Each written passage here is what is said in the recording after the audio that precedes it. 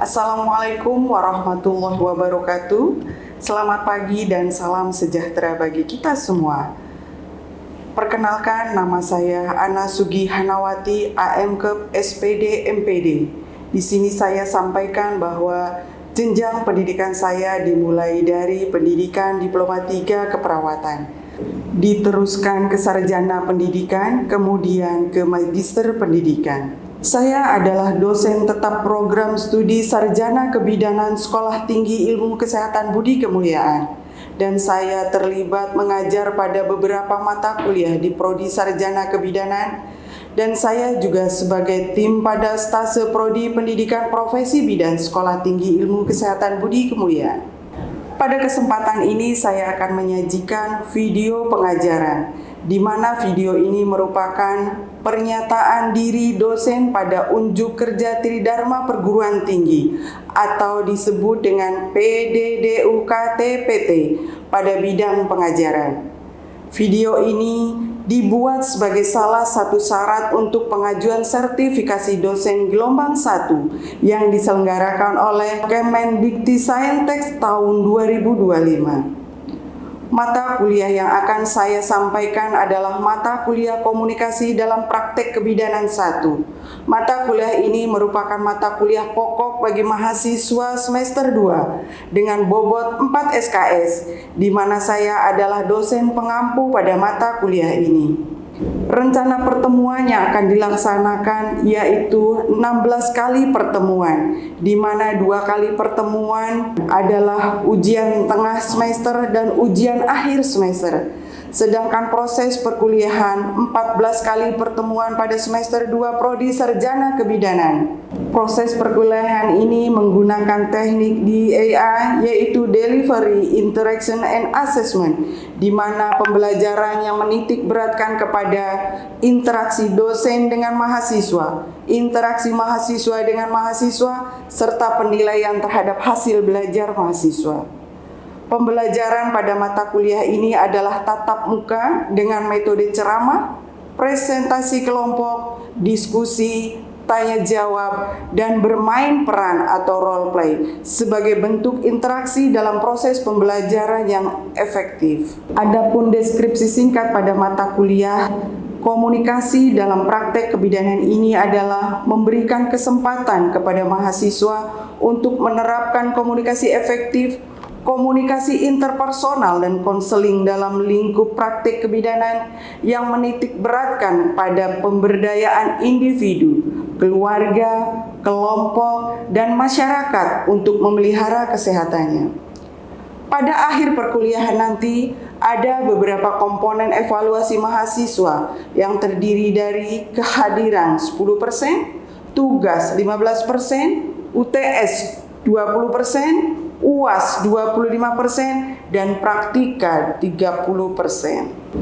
Indikator penilaian yang digunakan yaitu untuk ujian tengah semester dan ujian akhir semester menggunakan soal tertulis dari pemahaman sampai dengan analisis kasus sederhana, pelaksanaan ujian pada LMS Sistem Informasi Manajemen Akademik STIK Budi Kemuliaan. Untuk penilaian tugas, presentasi kelompok, dan praktika menggunakan rubrik penilaian sesuai dengan konten isinya. Dalam proses pembelajaran ini menggunakan literasi dari berbagai sumber seperti buku teks, jurnal, artikel ilmiah, video pembelajaran yang terkait dengan materi komunikasi dalam praktek kebidanan yang diunduh langsung dari YouTube, di mana video ini secara visual agar mahasiswa lebih dalam memahami praktek komunikasi dalam pelayanan asuhan kebidanan pada remaja, pada ibu hamil, ibu bersalin, ibu nifas, keluarga berencana, dan asuhan kebidanan lainnya. Untuk memberikan pemahaman pembelajaran dalam bentuk semirip mungkin dengan kejadian nyata, dalam proses pembelajaran ini menggunakan metode bermain peran atau role play. Ini ada interaksi antara mahasiswa dengan mahasiswa melalui pengamatan rubrik penilaian. Adapun capaian pembelajaran lulusan atau CPL pada mata kuliah ini adalah menguasai konsep komunikasi efektif yang berkaitan dengan siklus reproduksi perempuan sehingga dapat memberikan informasi yang tepat dalam melakukan asuhan kebidanan di tatanan pelayanan kesehatan dan komunitas. Yang kedua, mampu memecahkan masalah pekerjaan dengan sifat dan konteks yang sesuai dengan pelayanan kebidanan, didasarkan pada pemikiran logis, inovatif, dan bertanggung jawab atas hasilnya secara mandiri. Yang ketiga, mampu bekerja sama, berkomunikasi, dan berinovasi dalam pekerjaannya. Yang keempat, mampu berkomunikasi efektif dan terapeutik dengan perempuan, keluarganya, dan masyarakat, serta teman sejawat untuk meningkatkan kesehatan perempuan, ibu, dan anak. Sedangkan capaian pada mata kuliah atau CPMK ini adalah 1. Menguasai konsep dasar komunikasi. Yang kedua, menguasai komunikasi efektif dalam memberikan layanan kebidanan. Yang ketiga, memahami prinsip-prinsip hubungan antar manusia. Yang keempat, menguasai komunikasi efektif dalam memberikan layanan kebidanan. Yang kelima, menguasai konsep dasar konseling dalam praktek asuhan kebidanan. Yang keenam, menguasai strategi membantu klien dalam pengambilan keputusan.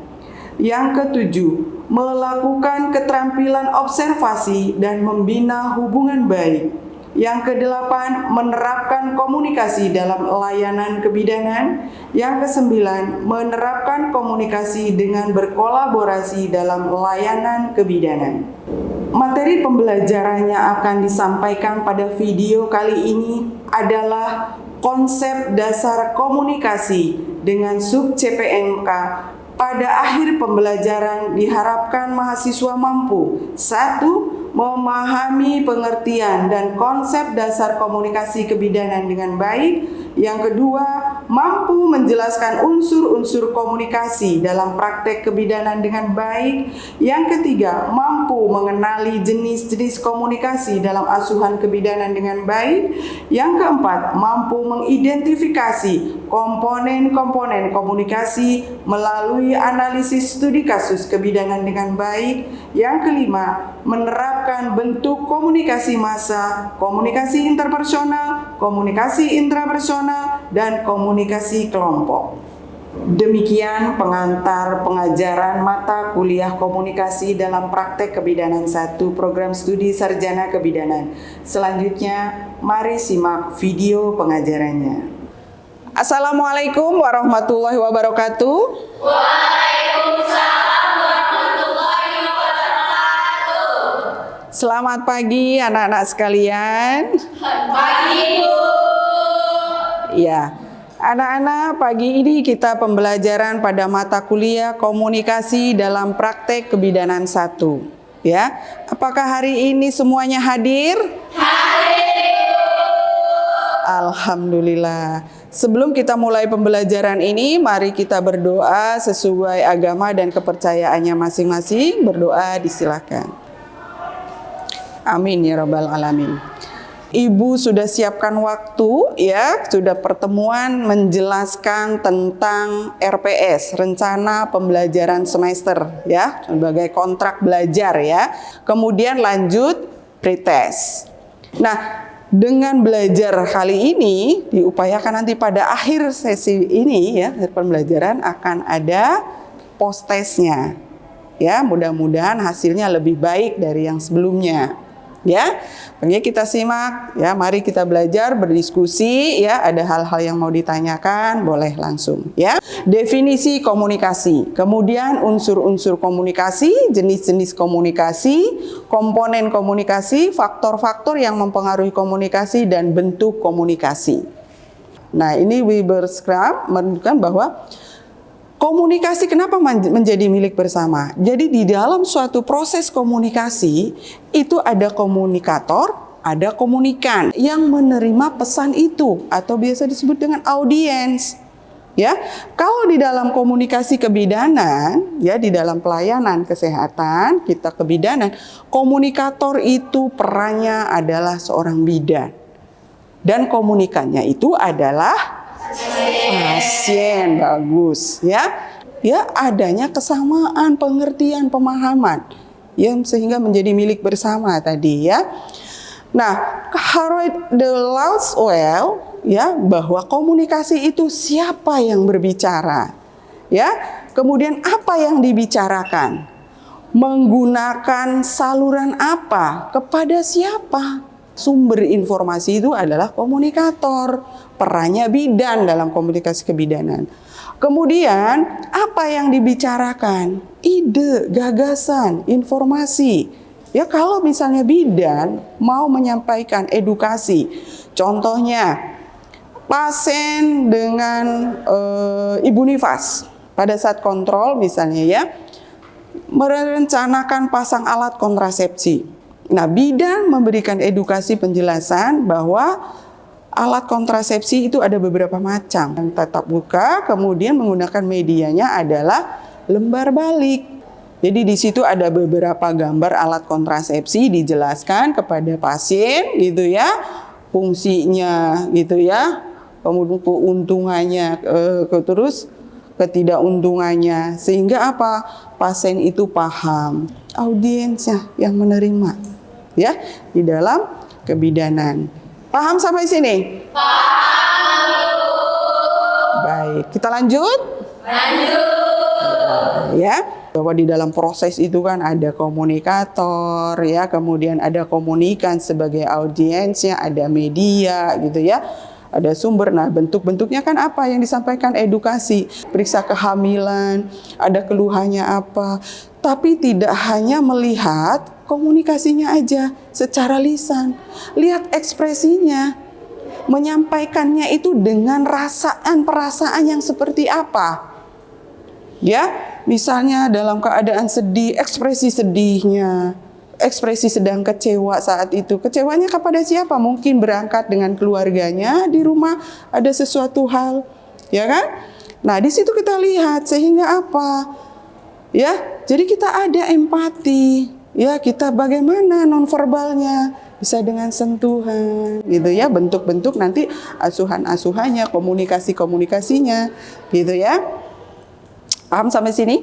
Paham. Baik, next. Baik Ibu, izin bertanya. Di dalam soal kan ada komunikator dan komunikan ya Bu. Nah, dalam komunikasi ini kebidanan itu siapa aja sih yang berperan sebagai komunikator dan komunikan tersebut? Oh iya, baik Manda. Bagus sekali ya pertanyaannya. Ya, tadi sudah disampaikan di dalam slide-slide ya bahwa peran bidan itu adalah sebagai komunikator. Audiensnya adalah pasien, itu sebagai komunikan. Apa tadi yang disampaikan? Seperti yang dijelaskan adalah edukasi tentang alat-alat kontrasepsi ya, penggunaan alat-alat kontrasepsi dari keuntungan dan kelebihannya ya. Ya, sedangkan pasien itu adalah komunikan. Ya, Manda ya, gimana Manda? Baik Ibu, sudah terjawab. Terima kasih. Baik. Ada lagi yang mau bertanya? Saya Bu. Iya, Fidel. Saya izin bertanya, kan dalam komunikasi itu misalkan antara bidan dan antara pasiennya, misalkan si pasien ini datang dan itu dalam perasaan bahagia sama sedih. Dan perasaan itu tuh termasuk di dalam bidang apa sih Bu dalam komunikasi? Oh ya, baik ya, ini luar biasa nih anak-anak ya semuanya ya. Tadi kalau pasiennya datang dengan sedih, dengan bahagia ya, nanti kita ada nih bentuk komunikasi, ada verbal dan non verbal. Verbal itu kan yang secara lisan, ya kan? Ya, tulisan. Nanti nonverbal itu adalah body language-nya. Tadi ekspresi gembira gitu ya, sedih, murung gitu. Nah, itu sebagai bidan itu harus menyelami apa yang dirasakan oleh pasien ya pada saya.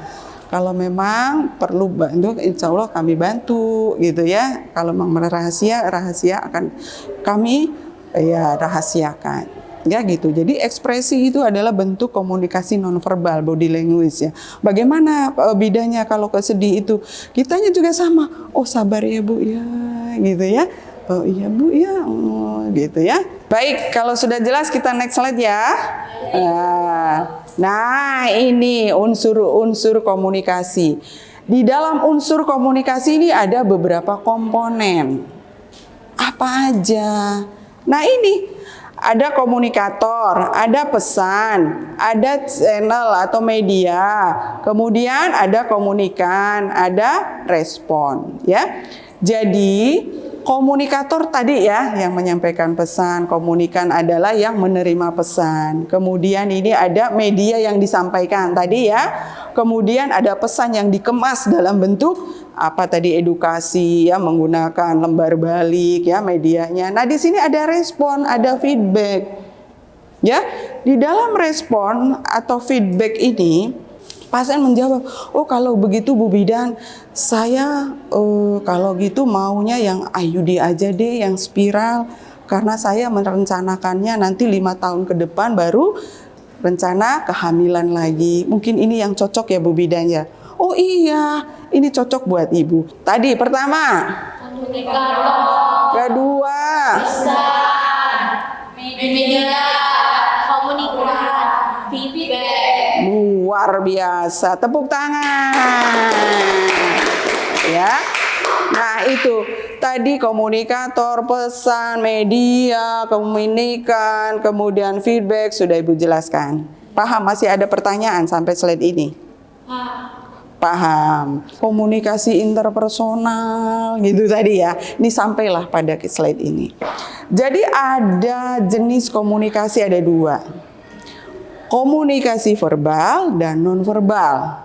Melalui tulisan itu seperti apa?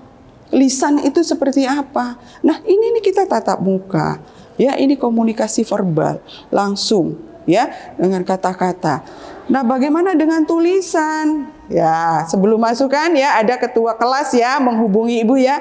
Bu, kami sudah siap gitu ya. Oh iya, nah karena Ibu juga pesan ya, kelas semester 2 kalau sudah siap boleh Ibu nanti ke kelas, kabari ya gitu kan. Ibu juga chat kan pada ketua kelas juga membalas ya, udah kelas. Nah ini itu adalah salah satu komunikasi ya. Jadi bahasa tubuh itu perhatikan sebagai bidan.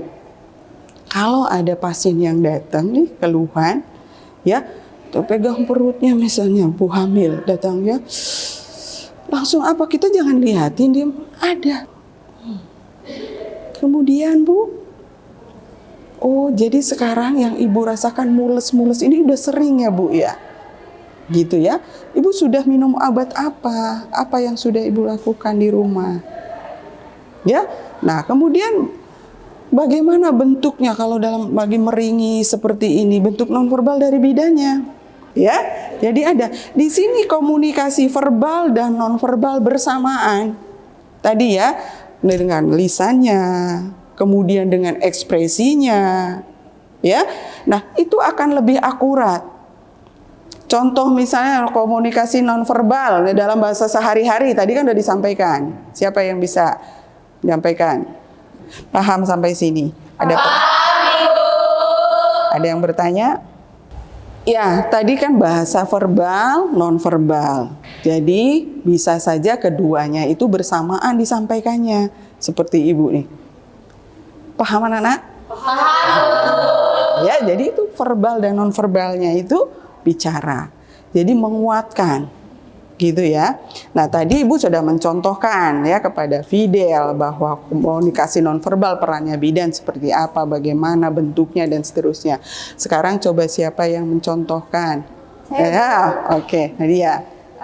Seperti yang tadi Ibu sudah contohkan, contoh lainnya itu seperti misalkan tidak mau dengan bahasa nonverbalnya, terus sabar ya, terus makasih. Oh, luar biasa. Ya, jadi itu ekspresi ya, verbal nonverbal itu ya. Kalau sekarang kan bisa saja waktunya misalnya kunjungan tadi ya. Ada pasien kunjungan. Ini ANC yang ketiga. Sekarang dari rumah sakit ya, dari korporat atau di sana petugasnya bahwa Ibu Ana tanggal hari Jumat tanggal sekian ya waktunya kunjungan. Nah ini menurut Max Ribian dan Ferris, ya, video teliti bahwa kalau komunikasi dengan kata-kata itu pemahamannya berapa persen nih? 7%. Kalau dengan nada suara itu 38%. Kalau dengan bahasa tubuh 55%. Yang besar yang mana?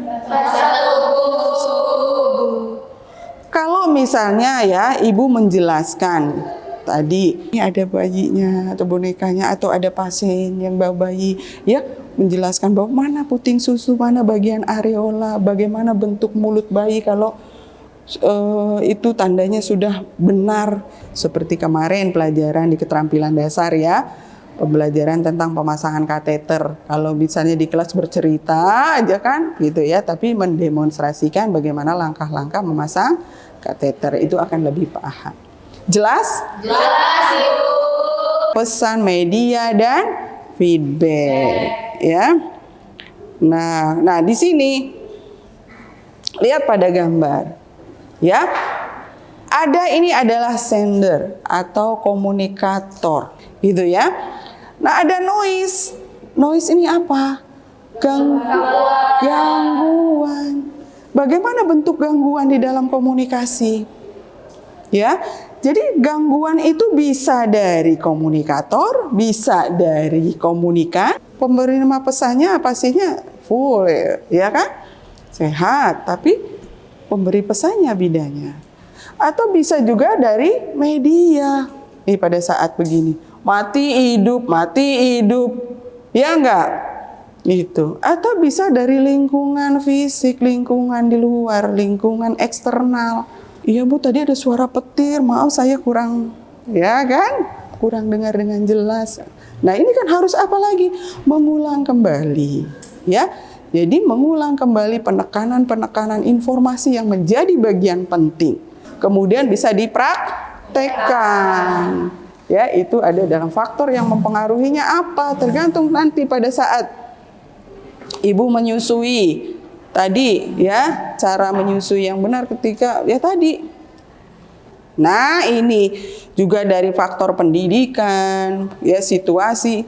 Kalau lihat di jurnal-jurnal ya pengetahuan itu ya ada misalnya edukasi pengetahuan ya tentang apa yang mau disampaikan. Ya. Nah, jadi penelitian itu memang pengetahuan itu mempengaruhi ya di dalam komunikasi.